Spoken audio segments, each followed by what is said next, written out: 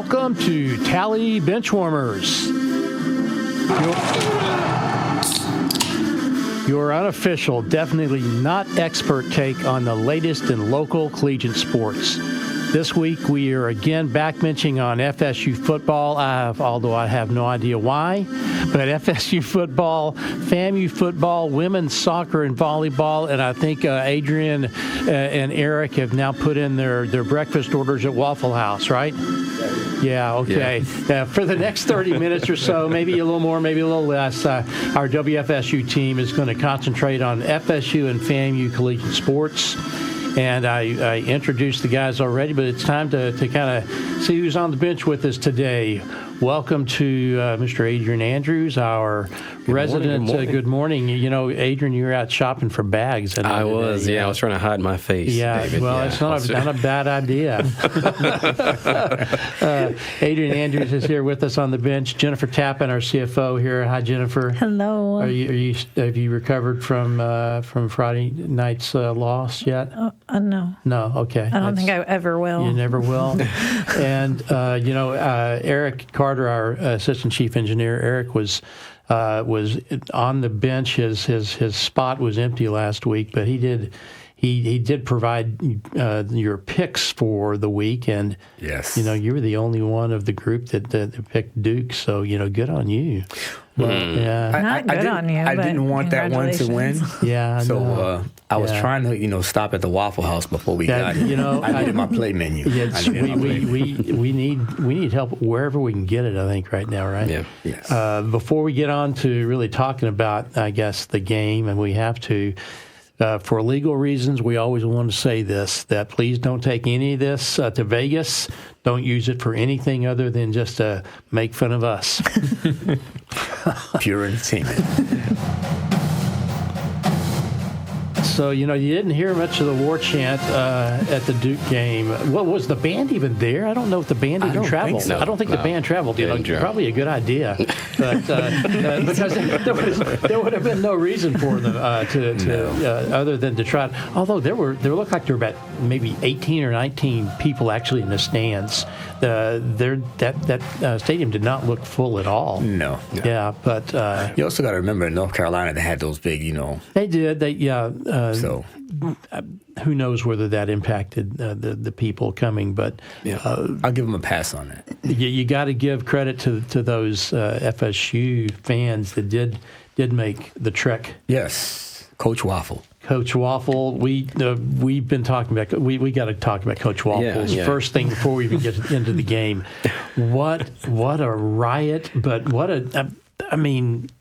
something's got to be fun about the game. Yeah. That was probably the most entertaining part of the game for me. Yeah. Except for that kickoff run. Right. Here's why it didn't work. Yeah. He was looking at that Waffle House menu. You know what his problem was? He didn't have enough All-Stars to go on there with that All-Star special. That's what it was. That's what it was. There wasn't enough stars on that field. And I think the other problem was he didn't have a microphone hooked to those headsets. They couldn't hear him. That's why the play call was so bad. What it is, he didn't have the eggs to go through the sausage and bacon line to make sure we score. Yeah. That's a good point too. Yeah. You need the beef up front. And I think there you go. Nice way to go into it, right? Oh my gosh! Yes, right. What O-line? What O-line? They didn't have a lot of time back there. I felt bad for Brock. I felt bad for Luke. It was bad all around. It was bad. It's terrible. I felt bad for the running backs. True. Cam was running with pretty good intensity. Do you know if what was his injury? Do we know yet? No. Okay. They haven't. Embarrassment, maybe. Well, it could have been. Headache. I don't know. Frustration. Ingrown toenail. Okay, so we broke some records. First loss to Duke. Ever. 22-game win streak. Yeah. Out the window. And I think this may have been the first time in FBS history that a single player turned the ball over on 3 consecutive plays. I didn't see that. Yeah. I did see that. Yeah. Yeah. And I mean, It's hard to really analyze that game. You're going to look at it, you're like, okay, new quarterback in, you put in Brock, so this is actually his second time really starting. He has that bye week. Yeah. So we're like, okay, he's going to have more time to learn that playbook. It's sort of like Norvell is like, how the heck with the playbook? Nothing is working. Right. Nothing is working. Nothing. And it's hard to really pinpoint on why other than the drops. So it's like, regardless of what you call up, what can you do? Okay, first of all, a few weeks ago, I blamed the coaching, right? I got to take that back. At the collegiate level, you can't coach a wide receiver how to catch a ball. You can't coach a lineman how to hold his line. You can't. I would prefer them actually holding, because then that would actually give the quarterback some more time if they actually held them, because now they're playing Matador offensive line. You can't. You just letting them slide by. You can't coach a quarterback what color jersey to throw to. Like, you can't. I mean, it's not. It's still coaching. Yeah, coaching is at the base of a lot of that. One thing I do want to say is good for Coach Norvell for not completely losing his mind week after week. I feel bad for the guy. I mean, right now, because he's so frustrated, and he's not screaming and cussing. I would be. I was at home. Yeah, he makes too much money. You can't feel bad for somebody making that much money. And I think that's part of the problem is where he has so much of that pressure because he gets that big pay raise. Yeah. So it's like everyone's looking at him and the expectations were so huge this year. I mean, obviously, you come off that undefeated season. You're ACC champs. Like, everyone wants to see you, improve, and that's the Florida State way. Yeah.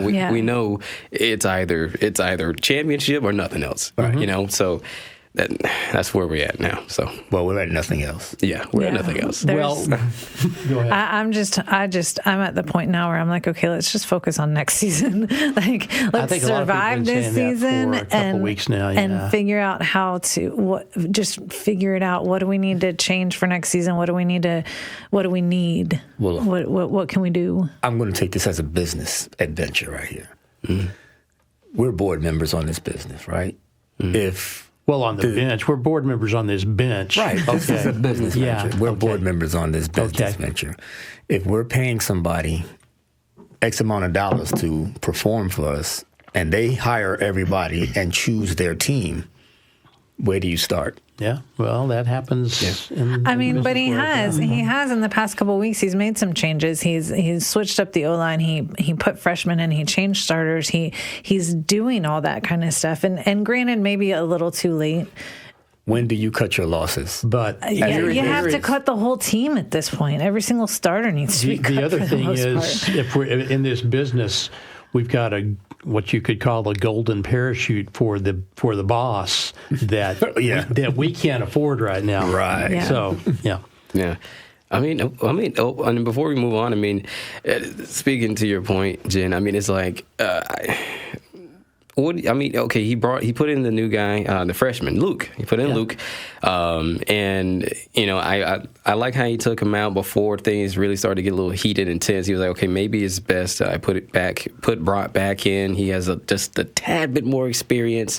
Obviously, Luke, the guy was just in high school like 5 months ago. So it's like it's hard to really put him into those situations. Well, did you see him running down the field when he thought it was a touchdown pass? Yeah. Yes. What a huge disappointment. Felt so bad. Yeah. Wow. Another drop ball. It was a 50-yard it was throw. right in the basket. The problem is you cannot hit them in the hands. When you do that, that's the worst place to put the ball. That's the worst place to put the ball. You cannot put the ball in their hands. Agreed. That's obvious. That's an obvious comment. You can't throw it perfectly, almost hit him in the numbers or the hands and have our guys catch it. It just doesn't work. We are,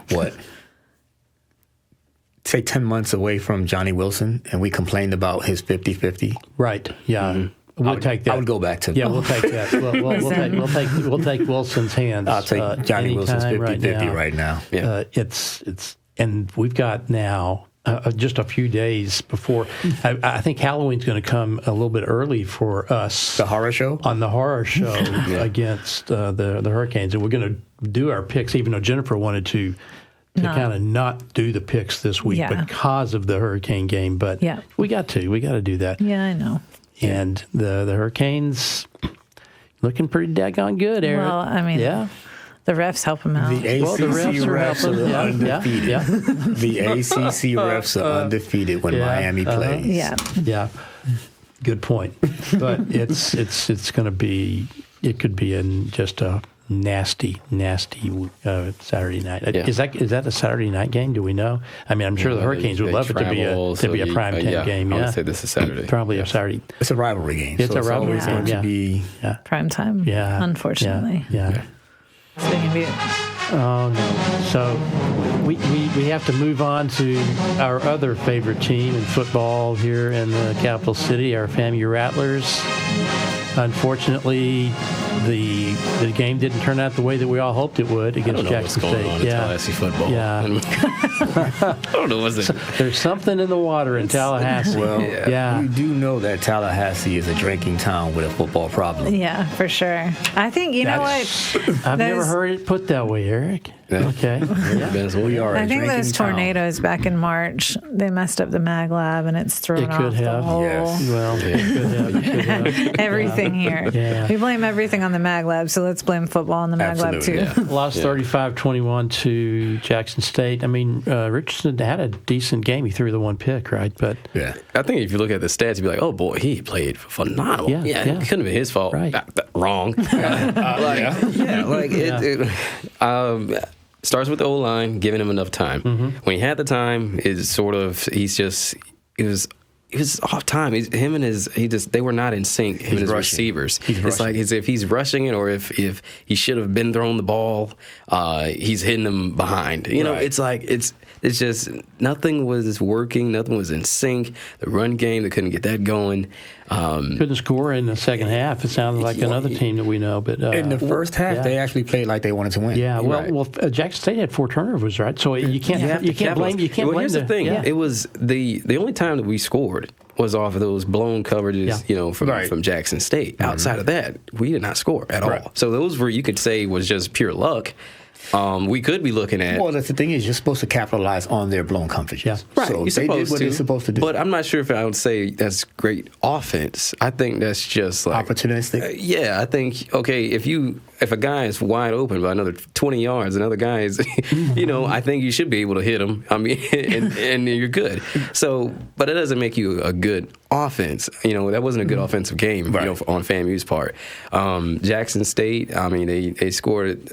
A lot of those points sort of came in garbage time. So, I mean, that score is a little bit But I want to say that, both sides, it was I thought it was going to be a high-scoring game, and it ended up being. But I think FAMU definitely sort of shot themselves in the foot a lot of times. They gave up 245 rushing yards. And that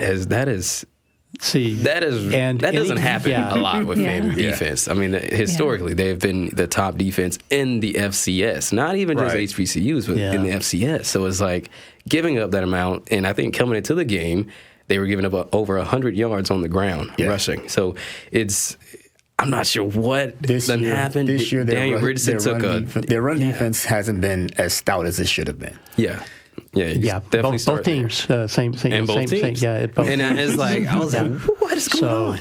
So but you can't give up that many yards and expect to win. And again, if you can't score for a whole half of the game, I mean. Yeah. I mean, they had lead. At one point, lead at one point. It was 21-20. Yeah. Right. Yeah. So at halftime. And then fourth quarter, Jackson State scored the 15 points and shutout.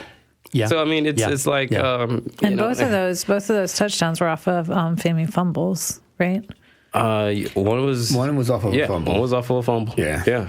So I mean, it's like you have to find ways to just limit those mistakes. And Daniel Richardson, he's the transfer in from FAU.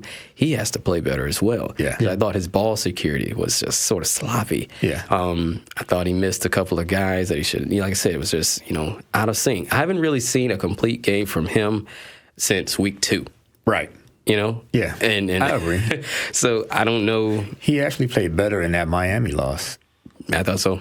Than he played against Jackson I remember State. Lynn Hatter talking about how the Miami loss was really, from the FAMU perspective, they actually played a good game. They moved the ball. Right. Yeah. They moved the ball very effectively against Miami. So that gave a lot of promise to, hey, this season can be a replication of last season. Yeah, so we got Southern coming up this week. It's certainly not going to be nearly as definitive in the way that we feel about the outcome as I think we were just talking about FSU. Yeah.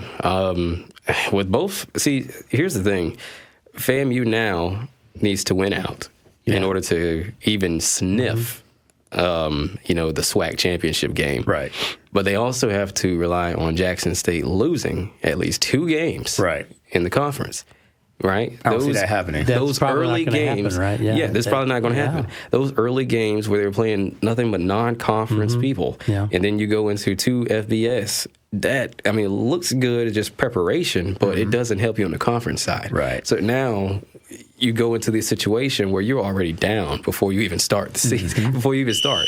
So, the referees in the booth have told us that it's time to quit talking football because they're depressed. They're actually drinking in the control room. We're going to hurt ourselves if we keep talking about these Kim Kelly and Taylor are they're just kind of wobbling around. I don't know, but it's time to move on to something we can kind of have fun with and be happy about is FSU women's soccer. Hey. Home cooking. That's right. Home cooking. I love it. Dominant wins. You beat the number 23 team? Yeah. You did something. Yeah. Well, I thought what they've got, they got a 3-game winning streak now. Yes. They were at home just this most recently, but against Virginia and Pitt. But just doing what we expect the FSU women's soccer team to do. Nice bounce back. Protecting the goalie. And they scored 7 points on Pitt, right? Yes. And that was the first time they scored that many since 2012, I think. They were aggressive. They were awesome. They were aggressive. Unlike in those losses they had, in those losses they played in a shell. Yeah. This they actually played forward, and it you go you beat Virginia 4-0, and then you beat Pitt 7-1. Yeah. That means you're actually playing forward. Yeah. Instead of just trying, hey, let's try not to lose. Yeah, we talked about it. I mean, you get all your stars back. You get them meshing well. They just had that little rough patch there, but they're back. We're good. Yeah. We're good. We're fine. Getting right in tune before tournament starts. Exactly. Yep. Yeah, we've been focusing, or I've been focusing on football so much. I mean, the soccer season is really progressing fast, and as is volleyball. I mean, we're going to get to tourney time with some of these other sports, and I guess maybe the FSU football season will be a distant, well, not so distant memory, but maybe we can focus on the good stuff. Anything else? Yeah. Did we have a football season this year? Hey, the good news is in college sports, teams that have a bad football season usually have a decent basketball season. I don't know if you've ever noticed that, but that's true. Crossing our fingers. Well, and I'm really looking forward to their basketball teams on both men's and women. Absolutely. I was able to go to the tip-off events for both men and women, and I think we've got some studs on both teams. Yeah. So. Just real quick, I think, did we talk about FSU extending their 24-game unbeaten streak at home with the Pitt win? So, did you already mention that? No, I just no. Because I know that Jennifer's got all these real cool stats. And I want to make sure I'm the number person. I was listening to her just partly. I was just kind of listening to you. That's normal. Yeah, that is normal. So, I listen to myself about half the time too. So, that's normal and that's obvious, normal. Right? Yep. It's you can really note that. I make eye contact when it's important. Yeah. Make sure you got that eye contact. So women's volleyball, we talked about the volleyball season. Women's volleyball, both teams, FAMU and FSU. FAMU undefeated at home. Yeah. 10-match win streak. 17-5 overall, 9-0 in conference. Haven't lost a set since They play Jackson State on September 27th. 8 straight sweeps. That's dominance. Yeah. That's dominance. I mean, And their stars, you've got Brooklyn, and you've got Brooklyn. Mm-hmm. Brooklyn Watts and Brooklyn Thomas, the two stars of that team. Mm-hmm. Brooklyn Watts and Alexandra Koleva. Yes, I love Alexandra. SWAC Players of the Week. Were they? Yeah. Oh, wow. We talked about Alexandra last week. She is she's a great setter. Dynamic. She is. She's a beast. Yeah, she's fun to watch. I mean, a little short girl, but she's fun. A beast. And she's everywhere. Yeah. And at the FSU women's volleyball team, again, 3-game match streak. They lost in that really exciting match to Louisville about 10 days ago, but have bounced back from that also. Well, it's a successful road trips for both women's volleyball teams. Yeah. So. And riding the ship. But baseball and softball really kind of already started. You're not really hearing much about them, but the other sports, they're gearing up. They're gearing up, and again, basketball season for everybody's starting pretty quick here. The FAMU's having their it's an invitational for a lot of the high school kids to come out and actually get a chance to play on the field up there and get some pointers. Yeah, and that's coming up next weekend. Good. Yeah, so should be good. So that's great. Mm-hmm. Okay, they whistled us again because Mullens forgot to talk about some other college football, but I kind of wanted to I needed to kind of cleanse my soul a little bit before getting to talk football. The game of the weekend was probably Georgia, Texas. Go Dogs! Go Dogs! We've got a dog right here, but I mean Georgia it was a beatdown. First half was an absolute something kicking. Yes. But I was telling the folks here that Sarkisian, the coach for Texas, looked kind of like Norvell has been looking. Just what in the heck is happening here? They got punched. They got punched in the gut, in the mouth, and the ears. To the SEC. Welcome to the SEC. Yeah, absolutely. You play the big dogs, the big dog. Notice the big dogs. Yes. Dogs. So they bite them dogs. So Georgia is now the team to beat, huh? I mean, I guess they've always already been were. the team to beat. But then it's like after their one loss, they were like, okay. Well, but that was to Alabama. Yeah, they were like, Alabama this year is not Alabama. But Georgia historically they have a thing with Alabama. It's like there's just something. Like you look at Kirby Smart's record and his only losses are to freaking Alabama. It's like but go Tennessee too, right? Yeah. That defense. Defense. I told you guys about that defense this year. I'm high on Tennessee as far as them going deep and actually possibly winning it all.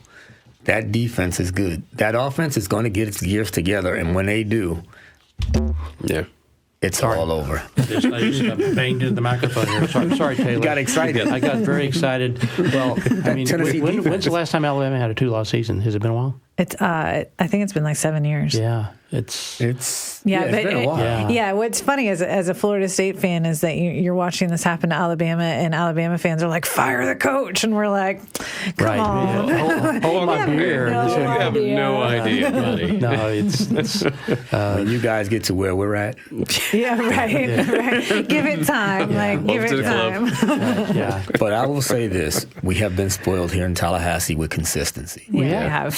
Thankful for Bobby Bowden forever. Most teams have already rebuilt twice, and this is our first time since the Bowden era took over because before Bobby we were a girls' school.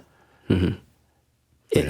I guess you could say between Taggart and Norvell, I think there was but the rebuild was largely based on the portal. I think here in the last couple of years, hired guns. Hired guns. But that's the way college football is so going. Very true. So how many hired guns do you think Vandy has? Vanderbilt's in the top 25 now. Who would have ever thought we were talking about Vandy in the top 25? And That's Army crazy. and Navy. And Army and Navy. Wait, Texas plays Vandy.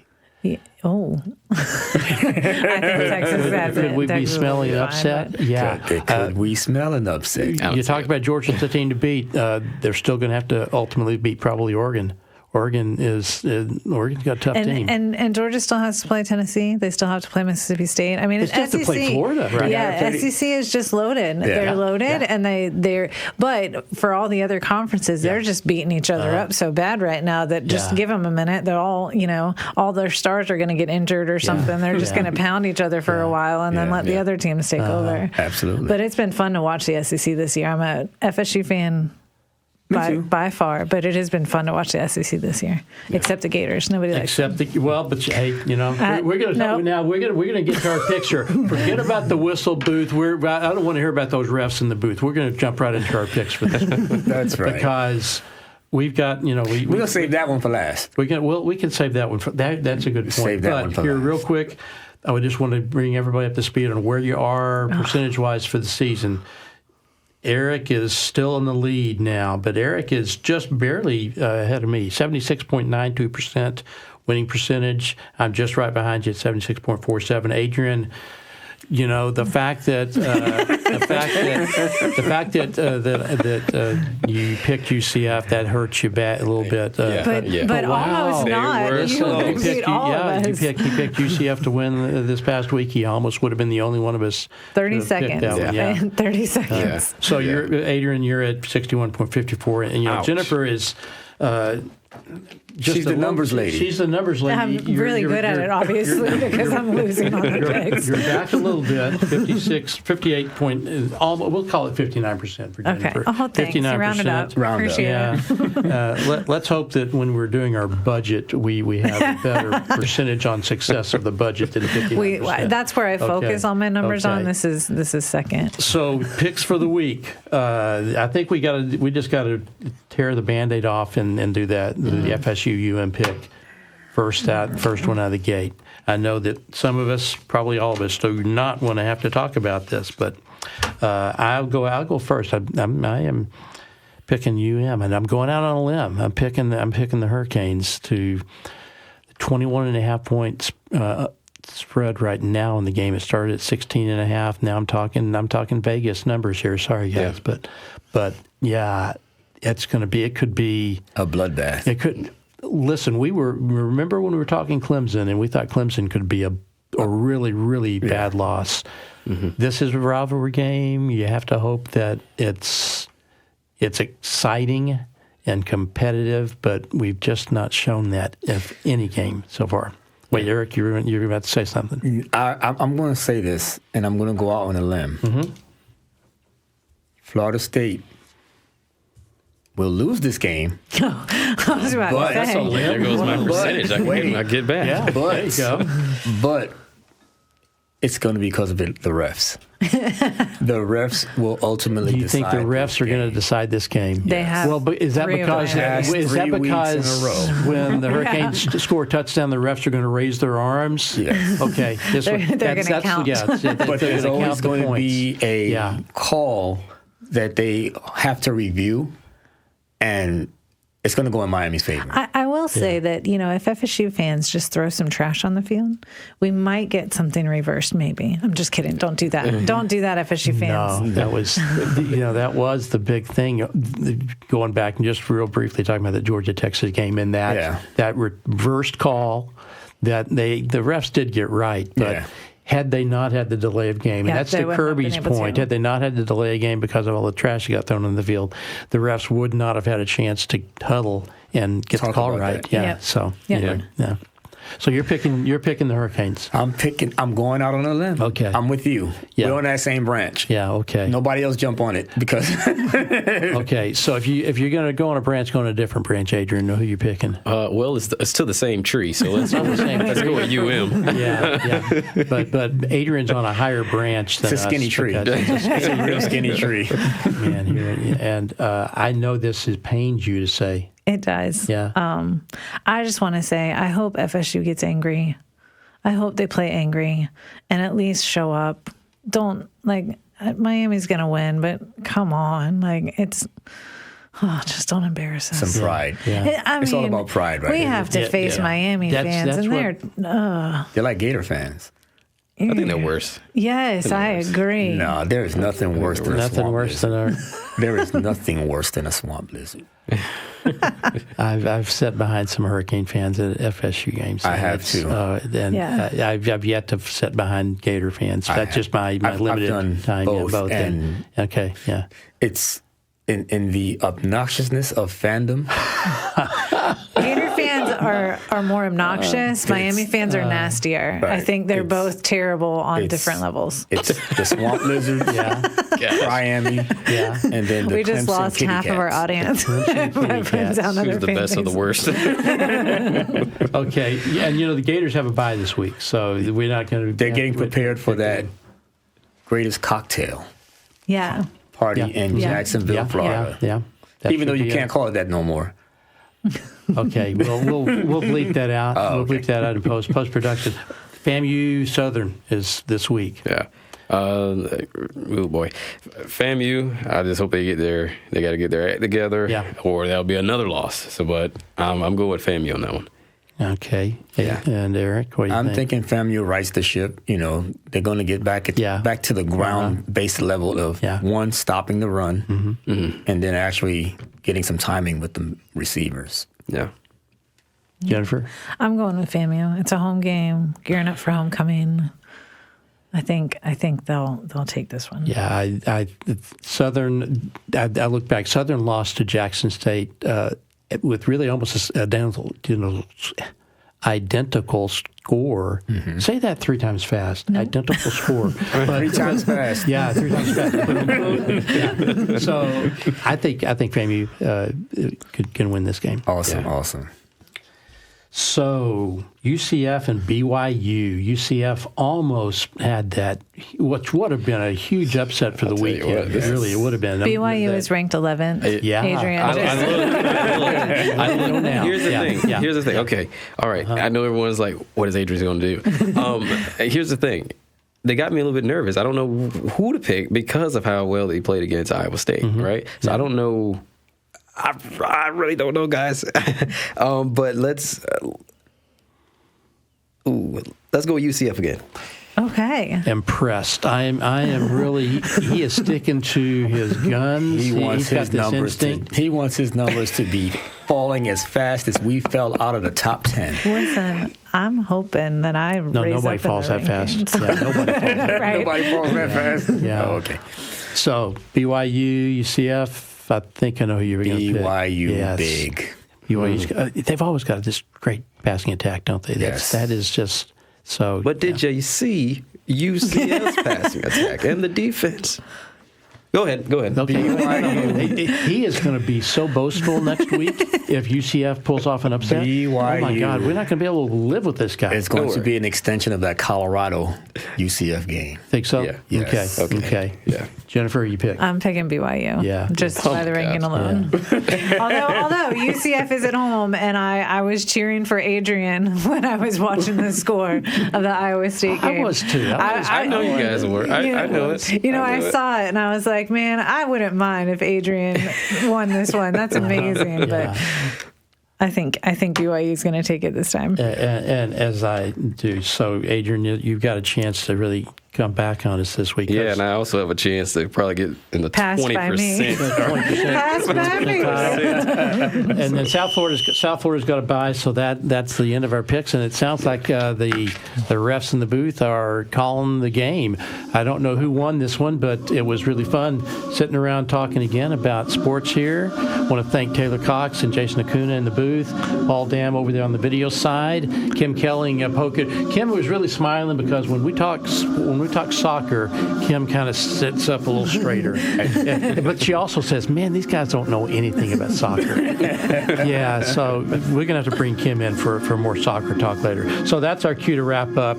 For questions about, to ask questions about, and you want to have answered by this motley crew, or if you want to sponsor the program, just visit us at Tally Bench at WFSU.org. So thanks for listening, and we will see you you next week. Put us in the game.